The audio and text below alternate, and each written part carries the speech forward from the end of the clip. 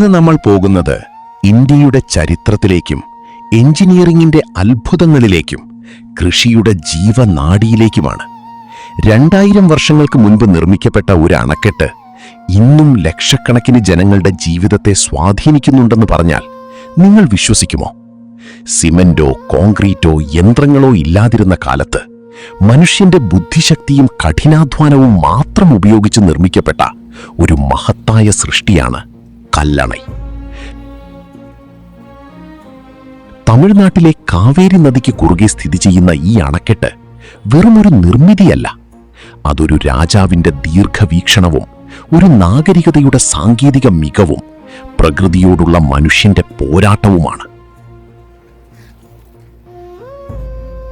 ഇന്നത്തെ ഈ വീഡിയോയിൽ കല്ലണയുടെ ചരിത്രവും അതിന്റെ നിർമ്മാണവും, കാവേരി നദിയുടെ യാത്രയും, അണക്കെട്ടിന്റെ പ്രത്യേകതകളും, ഇന്നത്തെ അവസ്ഥയും, സഞ്ചാരികളെ ആകർഷിക്കുന്ന കാഴ്ചകളുമെല്ലാം നമുക്ക് വിശദമായി അറിയാം.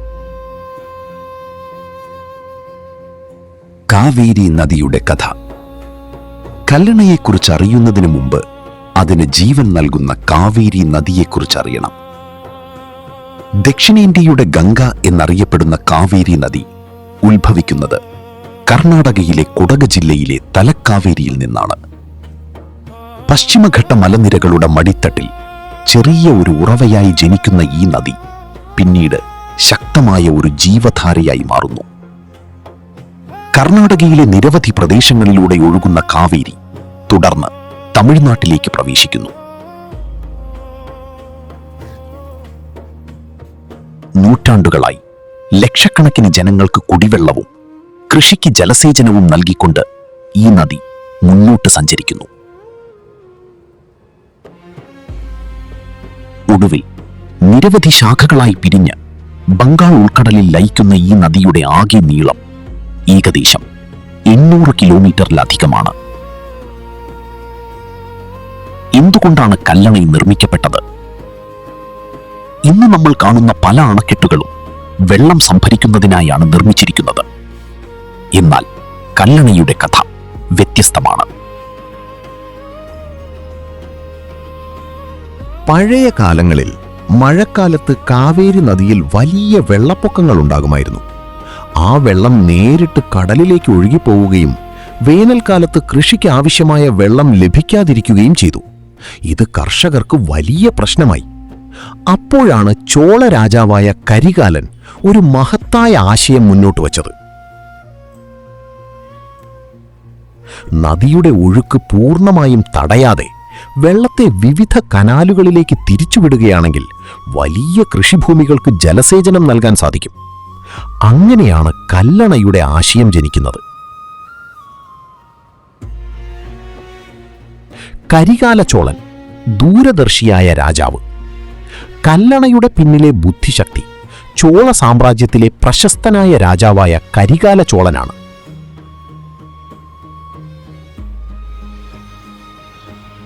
ക്രിസ്തുവിന് ശേഷം 2-ാം നൂറ്റാണ്ടിൽ ജീവിച്ചിരുന്ന കരികാലൻ ചോള സാമ്രാജ്യത്തെ ശക്തിപ്പെടുത്തിയ ഭരണാധികാരികളിൽ ഒരാളായിരുന്നു. ഒരു രാജാവെന്ന നിലയിൽ അദ്ദേഹം മനസ്സിലാക്കിയിരുന്നു, ഒരു രാജ്യത്തിന്റെ സമൃദ്ധി അതിന്റെ കൃഷിയെയും ജലസ്രോതസ്സുകളെയും ആശ്രയിച്ചാണ് നിലനിൽക്കുന്നത് എന്ന്. അതിനാൽ വെറും യുദ്ധവിജയങ്ങൾ നേടുന്നതിലല്ല അദ്ദേഹം ശ്രദ്ധ കേന്ദ്രീകരിച്ചത്. ജനങ്ങളുടെ ഭാവി സുരക്ഷിതമാക്കാൻ കഴിയുന്ന പദ്ധതികളിലും അദ്ദേഹം നിക്ഷേപിച്ചു. അതിൻ്റെ എല്ലാം ഏറ്റവും വലിയ ഉദാഹരണമാണ് ഇന്ന് നമ്മൾ കാണുന്ന കല്ലണൈ.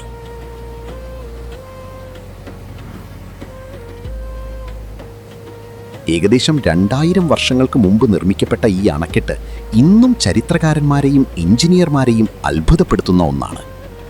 വലിയ ഗ്രാനൈറ്റ് കല്ലുകൾ ശേഖരിച്ച് അവയെ നദിക്ക് കുറുകെ അടുക്കി വച്ചാണ് അണക്കെട്ട് നിർമ്മിച്ചത്. ഇന്നുപയോഗിക്കുന്ന സിമന്റോ സ്റ്റീലോ കോൺക്രീറ്റോ ഒന്നും അന്നുണ്ടായിരുന്നില്ല.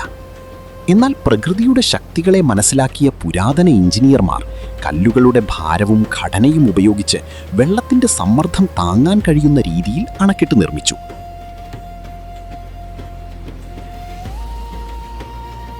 ഏകദേശം 329 മീറ്റർ നീളവും 20 മീറ്റർ വീതിയും 5 മീറ്ററിലധികം ഉയരവുമുള്ള ഈ നിർമ്മിതി അന്നത്തെ സാങ്കേതിക വിദ്യയുടെ അത്ഭുതമാണ്. കല്ലണൈ നിർമ്മാണവുമായി ബന്ധപ്പെട്ട കൃത്യമായ രേഖകൾ ഇന്ന് ലഭ്യമല്ല. അതുകൊണ്ട് എത്ര തൊഴിലാളികളാണ് ഇതിൻ്റെ നിർമ്മാണത്തിൽ പങ്കെടുത്തത് എന്നും എത്ര വർഷം കൊണ്ടാണ് നിർമ്മാണം പൂർത്തിയായത് എന്നും ഉറപ്പായി പറയാൻ കഴിയില്ല. എന്നാൽ ചരിത്രകാരന്മാർ കരുതുന്നത് ആയിരക്കണക്കിന് തൊഴിലാളികളും ശില്പികളും കരകൗശല വിദഗ്ധരും വർഷങ്ങളോളം അധ്വാനിച്ചിട്ടുണ്ടാകുമെന്നാണ്.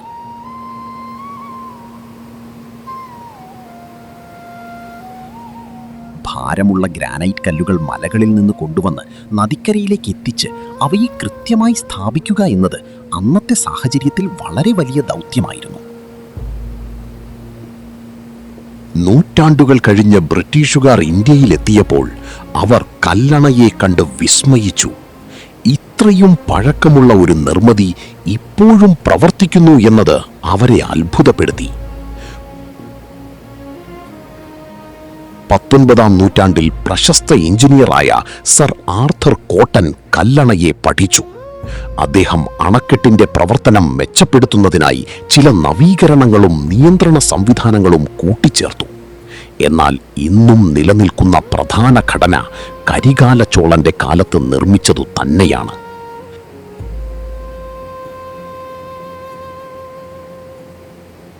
കല്ലണയുടെ ഏറ്റവും വലിയ നേട്ടം കാവേരി ഡെൽറ്റയുടെ വികസനമാണ്. ഈ അണക്കെട്ടിലൂടെ നിയന്ത്രിക്കപ്പെടുന്ന വെള്ളം തഞ്ചാവൂർ ഉൾപ്പെടെയുള്ള വിശാലമായ കൃഷിഭൂമികളിലേക്ക് എത്തുന്നു. തമിഴ്നാടിന്റെ അരിക്കലവറ എന്നറിയപ്പെടുന്ന പ്രദേശങ്ങളുടെ സമൃദ്ധിക്കു പിന്നിൽ കല്ലണയുടെ പങ്ക് വളരെ വലുതാണ്. നൂറ്റാണ്ടുകളായി കർഷകരുടെ ജീവിതത്തെ താങ്ങി നിർത്തുന്ന ജലസ്രോതസ്സായി ഇത് തുടരുകയാണ്.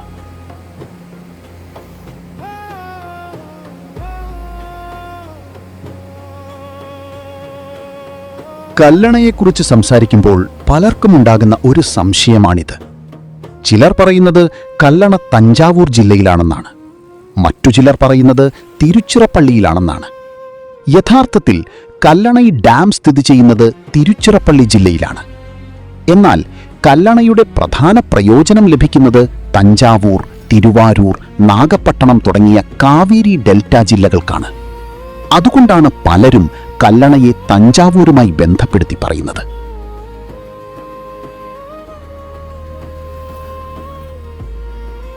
ഭരണപരമായി നോക്കിയാൽ അണക്കെട്ട് തിരുച്ചിറപ്പള്ളി ജില്ലയിലാണ്. പക്ഷേ സാമ്പത്തികമായും കാർഷികമായും നോക്കിയാൽ അതിൻ്റെ ഹൃദയം തഞ്ചാവൂർ ഡെൽറ്റയിലാണ് എന്ന് പറയാം. കല്ലണ ഇല്ലായിരുന്നെങ്കിൽ എന്ത് സംഭവിക്കുമായിരുന്നു? ഒരു നിമിഷം ചിന്തിച്ചു നോക്കൂ. മഴക്കാലത്ത് കാവേരി നദിയിലെ ലക്ഷക്കണക്കിന് ലിറ്റർ വെള്ളം നേരിട്ട് കടലിലേക്ക് ഒഴുകിപ്പോയിരുന്നെങ്കിൽ എന്തായിരിക്കും അവസ്ഥ? ഇന്ന് തമിഴ്നാടിന്റെ അരിക്കലവറയായി അറിയപ്പെടുന്ന തഞ്ചാവൂർ മേഖല ഇത്രയും സമൃദ്ധമാകുമായിരുന്നു? ഒരുപക്ഷേ ഇല്ല.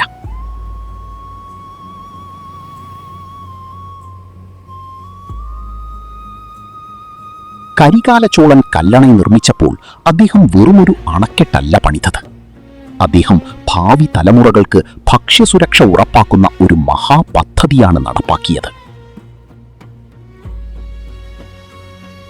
ഇന്ന് 2000 വർഷങ്ങൾക്ക് ശേഷവും ആ തീരുമാനം ലക്ഷക്കണക്കിന് കർഷകരുടെ ജീവിതത്തെ സ്വാധീനിച്ചുകൊണ്ടിരിക്കുന്നു.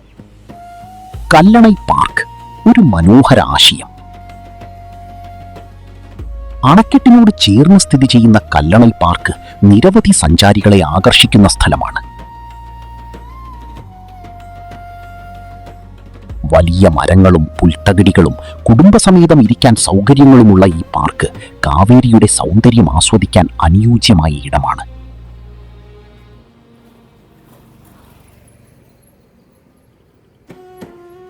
വൈകുന്നേരങ്ങളിൽ ഇവിടെ എത്തുന്നവർക്ക് തണുത്ത കാറ്റും കാവേരിയുടെ ഒഴുക്കും ചേർന്ന് ഒരു പ്രത്യേക അനുഭവം സമ്മാനിക്കുന്നു. കുട്ടികൾ കളിക്കുന്നതും കുടുംബങ്ങൾ ഫോട്ടോ എടുക്കുന്നതും യുവാക്കൾ കാവേരി തീരത്ത് സമയം ചെലവഴിക്കുന്നതുമെല്ലാം ഇവിടെ പതിവ് കാഴ്ചകളാണ്.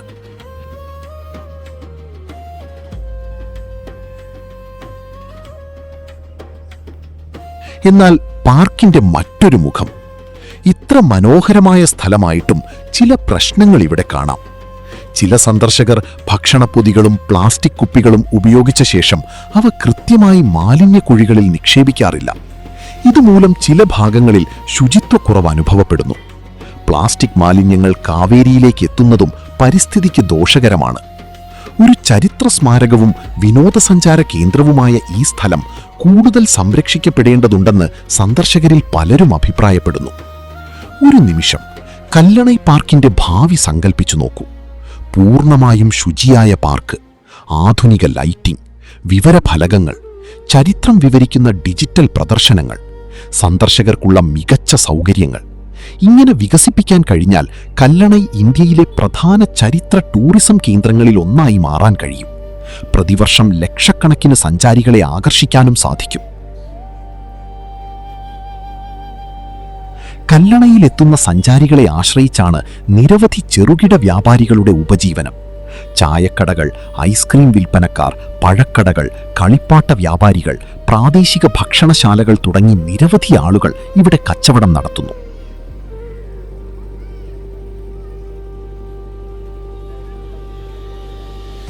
അവധി ദിവസങ്ങളിലും ഉത്സവകാലങ്ങളിലും സഞ്ചാരികളുടെ എണ്ണം വർദ്ധിക്കുമ്പോൾ ഇവരുടെ വരുമാനവും കൂടുന്നു. അതിനാൽ കല്ലണൈ വെറുമൊരു ചരിത്ര സ്മാരകമല്ല, നിരവധി കുടുംബങ്ങളുടെ ഉപജീവന മാർഗവും കൂടിയാണ്.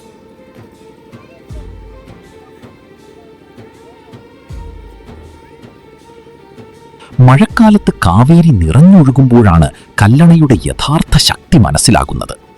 വെള്ളം അണക്കെട്ടിന് മുകളിലൂടെ ഒഴുകുന്ന കാഴ്ച കാണാൻ നൂറുകണക്കിന് ആളുകൾ എത്താറുണ്ട്.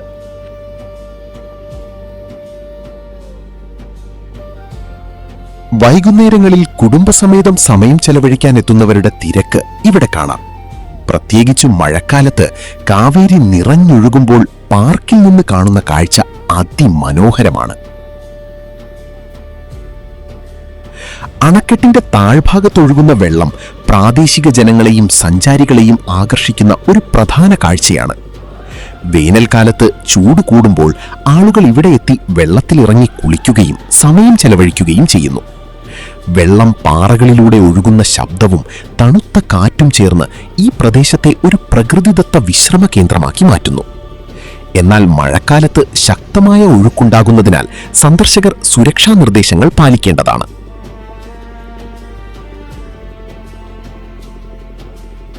കാവേരിയിൽ ജലനിരപ്പ് കുറയുന്ന സമയത്ത് കല്ലണയുടെ മറ്റൊരു മുഖമാണ് കാണാൻ കഴിയുന്നത്. വെള്ളം പിൻവാങ്ങിയ ഭാഗങ്ങളിൽ പച്ച പുല്ലുകൾ വളരുന്നു. ഈ സമയത്ത് പശുക്കളും ആടുകളും കാളകളും കൂട്ടമായി എത്തി പുല്ലുമെയ്യുന്ന കാഴ്ച സാധാരണമാണ്. ഗ്രാമീണ ജീവിതത്തിന്റെ മനോഹര ദൃശ്യങ്ങൾ ഇവിടെ കാണാൻ കഴിയും.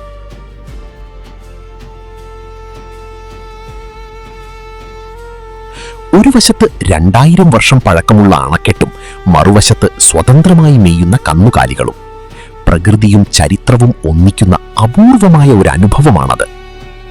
2000 വർഷങ്ങൾക്ക് മുമ്പ് നിർമ്മിച്ച ഒരു അണക്കെട്ട് ഇന്നും പ്രവർത്തിക്കുന്നു എന്നത് ലോക ചരിത്രത്തിൽ വളരെ അപൂർവമാണ്. കരികാല ചോളന്റെ ദൂരദർശിത്വത്തിന്റെയും പുരാതന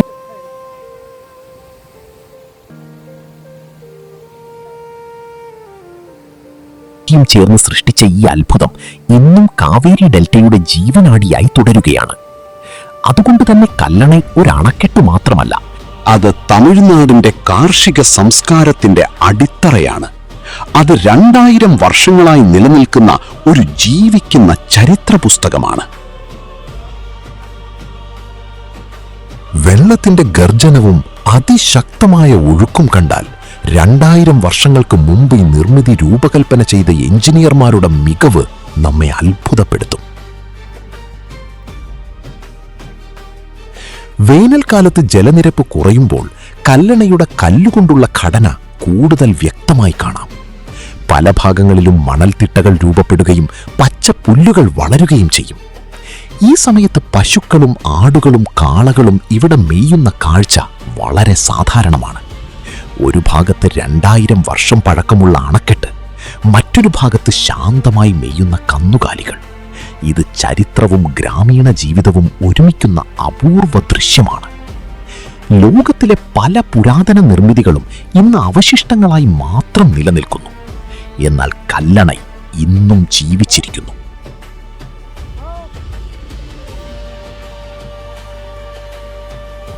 ഇന്നും വെള്ളം നിയന്ത്രിക്കുന്നു, ഇന്നും കൃഷിക്ക് സഹായിക്കുന്നു, ഇന്നും ലക്ഷക്കണക്കിന് ജനങ്ങളുടെ ജീവിതത്തെ സ്വാധീനിക്കുന്നു.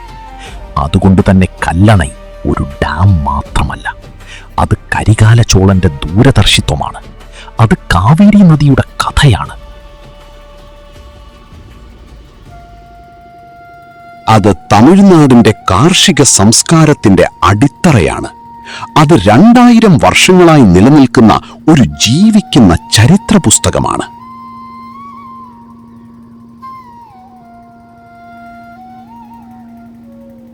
കരികാല ചോളൻ, ചരിത്രത്തിന്റെ മൂടൽമഞ്ഞിൽ നിന്നുയർന്ന രാജാവ്. കല്ലണയെക്കുറിച്ച് സംസാരിക്കുമ്പോൾ ആദ്യം ഓർമ്മിക്കേണ്ട പേര് കരികാല ചോളന്റേതാണ്. ഇന്ത്യൻ ചരിത്രത്തിൽ നിരവധി രാജാക്കന്മാർ വന്നുപോയിട്ടുണ്ട്. ചിലർ യുദ്ധങ്ങൾ ജയിച്ചു, ചിലർ കൊട്ടാരങ്ങൾ പണിതു. എന്നാൽ നൂറ്റാണ്ടുകൾ കഴിഞ്ഞിട്ടും സാധാരണ ജനങ്ങളുടെ ജീവിതത്തിൽ സ്വാധീനം ചെലുത്തുന്ന പദ്ധതികൾ നടപ്പാക്കിയ ഭരണാധികാരികൾ വളരെ വിരളമാണ്. അവരിൽ ഒരാളാണ് കരികാല ചോളൻ. ക്രിസ്തുവിന് ശേഷം 1-ാം നൂറ്റാണ്ടിന്റെ അവസാനത്തിലും 2-ാം നൂറ്റാണ്ടിന്റെ തുടക്കത്തിലുമാണ് കരികാലൻ ജീവിച്ചിരുന്നതായി ചരിത്രകാരന്മാർ കരുതുന്നത്. കരികാലൻ എന്ന പേരിന് പിന്നിലും ഒരു കഥയുണ്ട്. ബാല്യത്തിൽ രാജകുടുംബത്തിലെ അധികാര തർക്കങ്ങൾക്കിടെ അദ്ദേഹം തടവിലാക്കപ്പെട്ടുവെന്നും ഒരു തീപിടുത്തത്തിൽ കാലുകൾക്ക് ഗുരുതരമായി പൊള്ളലേറ്റുവെന്നും പഴയ തമിഴ് സാഹിത്യങ്ങൾ സൂചിപ്പിക്കുന്നു. കരി എന്നാൽ കരിഞ്ഞത്, കാലൻ എന്നാൽ കാലുള്ളവൻ. അങ്ങനെ കരികാലൻ എന്ന പേര് രൂപപ്പെട്ടുവെന്നാണ് വിശ്വാസം. പക്ഷേ ആ ദുരന്തം അദ്ദേഹത്തെ തകർത്തില്ല. അദ്ദേഹം അധികാരം വീണ്ടെടുത്തു, ചോള സാമ്രാജ്യത്തെ ശക്തിപ്പെടുത്തി.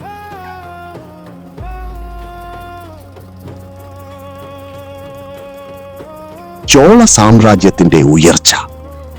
കരികാലൻ അധികാരത്തിലെത്തുമ്പോൾ ചോള സാമ്രാജ്യം അത്ര ശക്തമായിരുന്നില്ല. പാണ്ഡ്യരും ചേരരും നിരന്തരം വെല്ലുവിളിച്ചുകൊണ്ടിരുന്നു.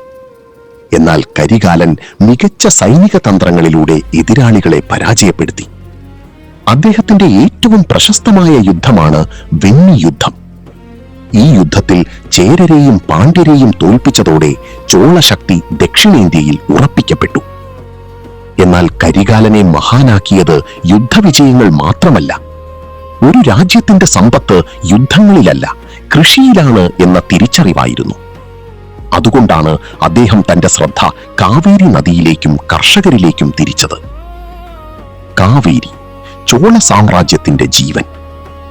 കരികാലൻ വളരെ വ്യക്തമായി ഒരു കാര്യം മനസ്സിലാക്കിയിരുന്നു. കാവേരി നദിയാണ് ചോള രാജ്യത്തിന്റെ ജീവൻ. കാവേരി ഇല്ലെങ്കിൽ കൃഷിയില്ല, കൃഷിയില്ലെങ്കിൽ ഭക്ഷണമില്ല, ഭക്ഷണമില്ലെങ്കിൽ രാജ്യത്തിന് നിലനിൽപ്പില്ല. മഴക്കാലത്ത് നദിയിൽ വലിയ വെള്ളപ്പൊക്കങ്ങൾ ഉണ്ടാകുകയും വേനൽക്കാലത്ത് ജലക്ഷാമം അനുഭവപ്പെടുകയും ചെയ്തിരുന്നു. കടലിലേക്ക് ഒഴുകിപ്പോകുന്ന വെള്ളത്തിന്റെ ഒരു ഭാഗമെങ്കിലും നിയന്ത്രിക്കാൻ കഴിഞ്ഞാൽ വിശാലമായ ഭൂമികളെ കൃഷിയോഗ്യമാക്കാമെന്ന് അദ്ദേഹം തിരിച്ചറിഞ്ഞു. ആ തിരിച്ചറിവിൽ നിന്നാണ് കല്ലണൈ ജനിച്ചത്. കാവേരി ഡെൽറ്റ ഇന്ത്യയുടെ ഏറ്റവും സമൃദ്ധമായ കാർഷിക മേഖലകളിലൊന്ന്. ഇന്ന് തഞ്ചാവൂർ ജില്ലയെ തമിഴ്നാടിന്റെ അരിക്കലവറ എന്നാണ് വിളിക്കുന്നത്. എന്നാൽ ഈ പദവി ഒരു ദിവസം കൊണ്ട് ലഭിച്ചതല്ല. നൂറ്റാണ്ടുകളായി കാവേരി ഡെൽറ്റയ്ക്ക് ലഭിച്ച ജലസേചനത്തിന്റെ ഫലമാണ് അത്.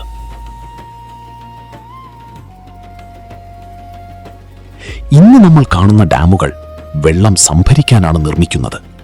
എന്നാൽ കല്ലണൈ വെള്ളം സംഭരിക്കുന്നില്ല, പകരം വെള്ളത്തിന്റെ ദിശ മാറ്റുന്നു. ഇംഗ്ലീഷിൽ ഇതിനെ ഡൈവേർഷൻ വിയർ എന്നാണ് വിളിക്കുന്നത്. അതായത് നദിയുടെ ഒഴുക്ക് തടയാതെ നിയന്ത്രിക്കുന്ന സംവിധാനം. കരികാലന്റെ എഞ്ചിനീയർമാർ വെള്ളത്തിന്റെ സ്വഭാവം കൃത്യമായി പഠിച്ചിരുന്നു. അവർ മനസ്സിലാക്കി, വെള്ളം പൂർണ്ണമായി തടഞ്ഞാൽ സമ്മർദ്ദം കൂടും, സമ്മർദ്ദം കൂടിയാൽ ഘടന തകരാം. അതിനാൽ അവർ നദിയുടെ ഒഴുക്ക് പൂർണ്ണമായും തടഞ്ഞില്ല. പകരം ഒരു പ്രത്യേക കൂണിൽ കല്ലുകൾ നിരത്തി വെള്ളത്തെ വിവിധ ദിശകളിലേക്ക് തിരിച്ചുവിട്ടു. ഇത് 2000 വർഷങ്ങൾക്ക് മുൻപ് ചെയ്ത ഒരു ഹൈഡ്രോളിക് എഞ്ചിനീയറിംഗ് അത്ഭുതമായിരുന്നു. സിമന്റ് ഇല്ലാതെ എങ്ങനെ നിലനിന്നു? 2000 വർഷമായി ഇത് നിലനിൽക്കുന്നു. അതിന് കാരണം ഉപയോഗിച്ച കല്ലുകളുടെ ഭാരം തന്നെയാണ്. വലിയ ഗ്രാനൈറ്റ് കല്ലുകൾ ഒന്നിനു മുകളിൽ മറ്റൊന്ന് ചേർത്ത് സ്ഥാപിച്ചു. വെള്ളത്തിന്റെ സമ്മർദ്ദം കല്ലുകൾക്കിടയിൽ വിതരണം ചെയ്യപ്പെടുന്ന രീതിയിലാണ് ഘടന രൂപകൽപ്പന ചെയ്തത്. ഇന്നത്തെ പല എഞ്ചിനീയറിംഗ് വിദ്യാർത്ഥികളും പഠിക്കുന്ന ഒരു ഉദാഹരണമാണ് കല്ലണൈ. കരികാല ചോളൻ ഒരുപക്ഷെ സ്വപ്നം കണ്ടിട്ടുണ്ടാകില്ല താൻ പണിത കല്ലണൈ 2000 വർഷങ്ങൾക്ക് ശേഷവും നിലനിൽക്കുമെന്ന്.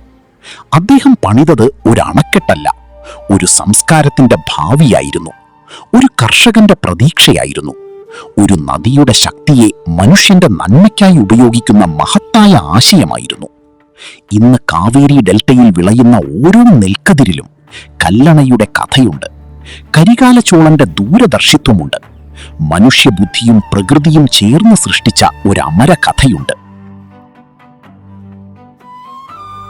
കാലത്തെ അതിജീവിച്ച് ഇന്നും കാവേരി ഡെൽറ്റയുടെ ജീവനാഡിയായി നിലനിൽക്കുന്ന കല്ലണൈ പുരാതന ഇന്ത്യയുടെ എഞ്ചിനീയറിംഗ് വൈഭവത്തിന്റെയും കരികാല ചോളന്റെ ദൂരദർശിത്വത്തിന്റെയും ജീവിക്കുന്ന സാക്ഷ്യമാണ്. ഈ ചരിത്രയാത്ര നിങ്ങളെ ആകർഷിച്ചുവെന്നും കല്ലണയെക്കുറിച്ച് പുതിയ അറിവുകൾ നൽകാൻ ഈ വീഡിയോയ്ക്ക് കഴിഞ്ഞുവെന്നും ഞങ്ങൾ വിശ്വസിക്കുന്നു. വീഡിയോ ഇഷ്ടപ്പെട്ടെങ്കിൽ ലൈക്ക് ചെയ്യാനും നിങ്ങളുടെ അഭിപ്രായങ്ങൾ കമന്റ് ചെയ്യാനും ഇത്തരത്തിലുള്ള കൂടുതൽ ചരിത്രയാത്രാ വീഡിയോകൾക്കായി ചാനൽ സബ്സ്ക്രൈബ് ചെയ്യാനും മറക്കരുത്. ചരിത്രത്തിന്റെ മറ്റൊരധ്യായവുമായി പുതിയൊരു യാത്രയുമായി അടുത്ത വീഡിയോയിൽ വീണ്ടും കാണാം. അതുവരെ നന്ദി, നമസ്കാരം.